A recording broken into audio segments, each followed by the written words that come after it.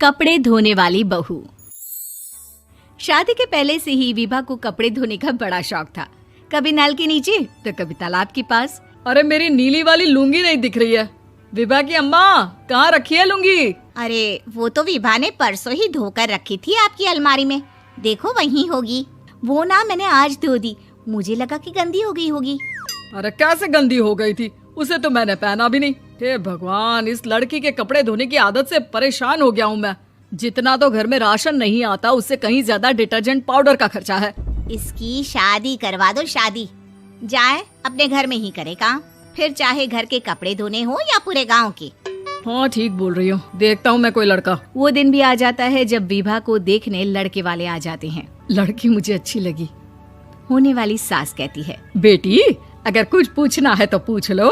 वैसे तो हमारी लड़की बहुत ही शर्मीली है, जो बोल दो वो मान लेती है, इसे क्या पूछना होगा। अरे कैसी बात कर रही हो माँ, मुझे इन लोगों के घर रहना है, सवाल तो कई है।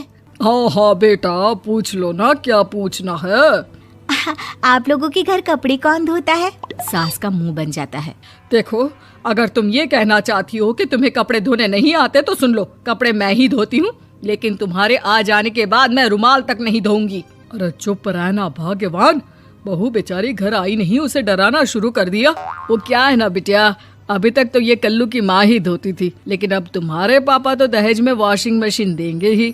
तभी विभा की माँ बोल पड़ती है, सवाल भी पूछा तो क्या। वैसे भाई साहब, मशीन की तो फिर भी कपड़े धोने की कैपेसिटी होती है। मतलब जो बिटिया दे रहे हैं ना विभा, इसे कपड़े धोने का बहुत शौक है। ये आप लोगों के क्या, आस पड़ोस गांव मोहल्ले सबके कपड़े धो दे और उफ तक ना करे।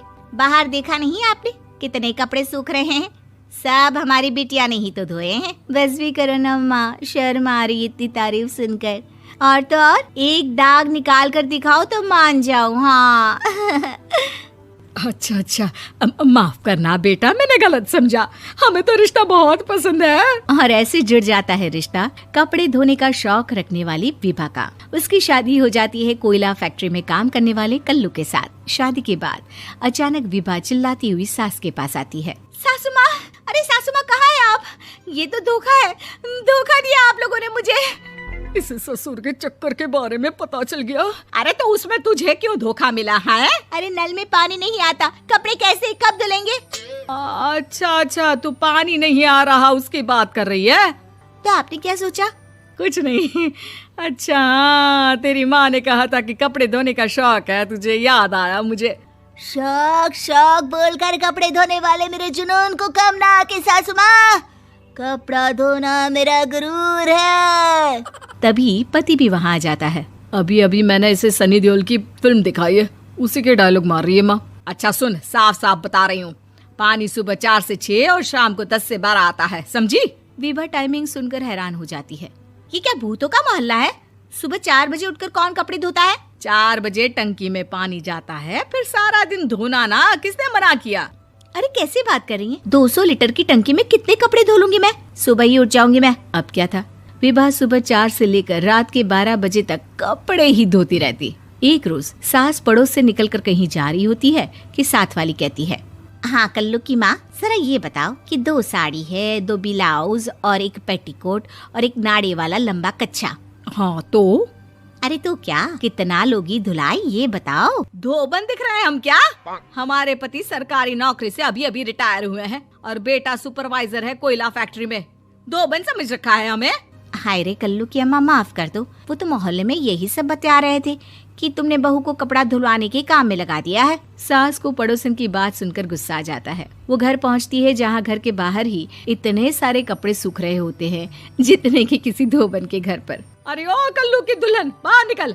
माँ जी यहीं आ जाओ, बाथरूम में चादर धो रहे हैं हम। अरे अभी हम धोते हैं, तुमको बाहर निकलो। ये आस पड़ोस वाले बोल रहे हैं कि हम बहू से कपड़े धुलवा कर उसे कपड़ा धोने वाली बना दिए हैं।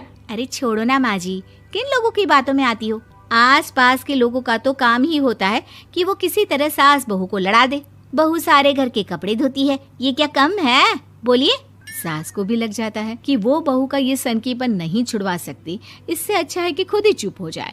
एक रोज सास और बहू मंदिर जाते हैं, जहाँ सास की साड़ी वहाँ खड़ी भीख मांगने वाली से मिलती है। माँ जी क्या बात है, आपकी साड़ी उस भिखारन से कितनी मिल रही है ना? हाँ हाँ देखो तो, दोनों की साड़ी मिल रही है। क्या बात है कल्लू की अम्मा, तुम खुद को तो अफसर की बीवी बताती हो और ऐसी सिंपल सी प्लेन साड़ी पहनकर घूमती हो। सिंपल और प्लेन नहीं है ये साड़ी। तो क्या सोने के धागे से फूल बने हैं? कुछ भी सासू माँ, कुछ भी। हाँ बने थे इस साड़ी में सोने के धागे से फूल। मेरे पति लेकर आए थे मद्रास से स्पेशली मेरे लिए 10,000 की। ताहे भाई साहब इस भिखारन के लिए भी सेम टू सेम साड़ी लेकर आए होंगे 10,000 की। सास उस वक्त तो कुछ नहीं कहती, लेकिन बहू के साथ घर आती है और अलमारी से एल्बम निकाल कर लाती है। ये साड़ी देख रही है, ये वही साड़ी है जिसे मैंने अभी पहना था। इस साड़ी में ये जो चमकदार फूल दिख रहे हैं ना, ये सोने के धागों से काटे गए हैं। लेकिन तू लोकल वॉशिंग मशीन ब्रश से घिस घिस कर सारे फूलों को निकाल कर साड़ी प्लेन कर दी।